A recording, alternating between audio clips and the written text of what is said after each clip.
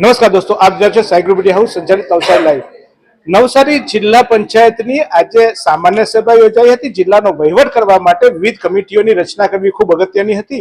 પ્રમુખની ચૂંટણી બાદ લાંબા સમયના વિરોધ અને આમ કહેવાય કે ઘણીવાર રાહ જોયા પછી કાગડોરે વરસાદ પણ આવ્યો અને કાગડોરે આ નેતાઓની વરણી પણ થઈ. કારણ કે આપણે સૌ જિલ્લા પંચાયત એટલે આખી ગ્રામીણ વિસ્તાર હોય અને વરસાદનું બહુ મહત્વ હોય છે.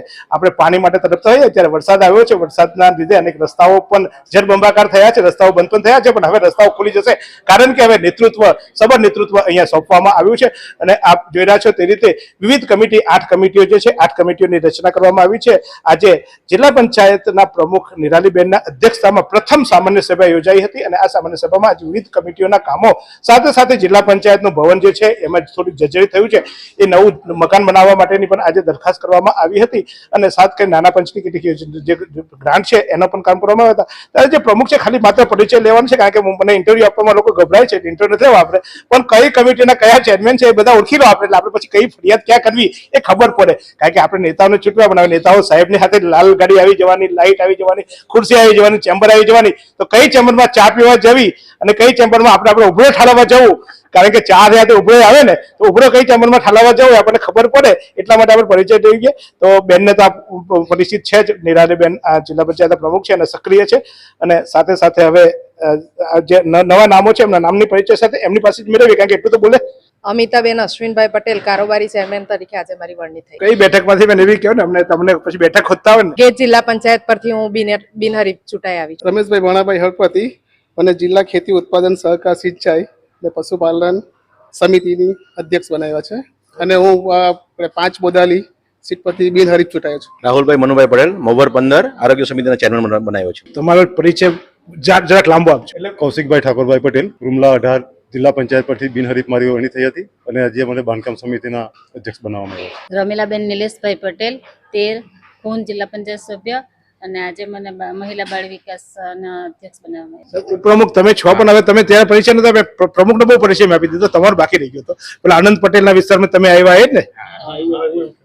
મારું નામ અર્જુનભાઈ છેલાભાઈ પટેલ, 25 સુનાઈ જિલ્લા પંચાયતમાંથી ચૂંટાયા છે અને હાલમાં ઉપપ્રમુખ તરીકે હોદ્દો આપવામાં આવ્યો. કરશનભાઈ નવસુભાઈ પટેલ, વાંગણ જિલ્લા પંચાયત સીટ 27. હાલે મને ખેતીવાડી અને સિંચાઈનો અધ્યક્ષ બનાવ્યો છે.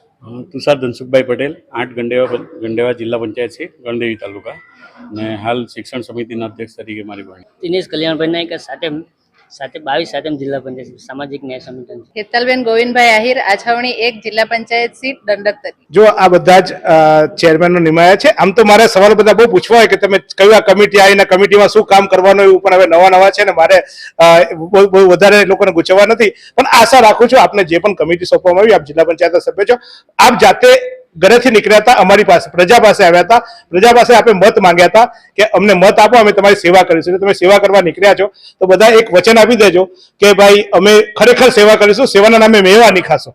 બધા વચન આપશો ને તમે ચોક્કસ છે કે પછી અમારે પૂછવા આવું જગાડવા પડે કે તમે સેવા કરવા આવ્યા હતા પછી અમે મેવા ખાઈને કરે ઊંઘી ગયા, સાહેબ બની ગયા, ચેરમેન બની ગયા, મળતા નથી ને એવું બધું નહીં કરશો ને, એવી આશા રાખું છું. અને આશા રાખીએ છીએ જિલ્લા પંચાયતના અન્ય સભ્યો પણ, કારણ કે આ પણ વિવિધ કમિટીમાં જોડાયેલા છે, વિવિધ કમિટીના સભ્યો એ પણ છે અને એમની પણ જવાબદારી છે. દરેક જે જિલ્લા પંચાયતનો સભ્ય એટલે એક ધારાસભ્ય કહેવાય અને ધારાસભ્ય કક્ષાના આ લોકો આજે ચોક્કસ એમને ચેરમેનશીપ ઘણા ના મળી હોય તો ઘણાના મોઢા નાના થઈ ગયા હોય, આઈસ્ક્રીમ ખાટી લાગી હોય, મીઠી લાગી હોય, પણ આશા રાખીએ કે બીજી વાર ચેરમેન બને અને બીજી વાર પ્રજાનું કામ કરે, પ્રજાના કામ કરવા માટે ચૂંટાયા છે. તો આશા રાખીએ કે આ જ રીતે આ જિલ્લા પંચાયતમાં જે નવા કામો છે એ થતા જાય. આજે જિલ્લા પંચાયતની ચૂંટણીમાં સામાન્ય એટલે આજે જે માફ કરજો આજે જે મિટિંગ યોજાઈ હતી એ મિટિંગમાં જિલ્લા વિકાસ અધિકારીએ પણ એક વાત કરી હતી કે હવે જે લોકોની ફરિયાદો છે, ખાસ કરીને સભ્યોની ફરિયાદો, સભ્યોની રજૂઆતો છે, એ માટે એક વિશેષ અમે વ્યવસ્થા ઊભી કરી છે. શું વ્યવસ્થા કરી છે, શું કહ્યું જિલ્લા પંચાયત એટલે કે ડીડીઓ એ જોઈ લઈએ. લેવું પડતું હશે કે થયું ન થયું, ઘણા બધા પ્રશ્નો ઉદ્ભવે છે. તો એના કરતા અમે અહીંયા ઓનલાઈન અહીંયાની ગ્રીવન્સ રિડ્રેસલ માટેની એક સિસ્ટમ ફરિયાદ નિવારણ માટેની બનાવેલી છે પંચાયતની. એ લગભગ 1 વીક કે 10 દિવસની અંદર લાઈવ થઈ જશે.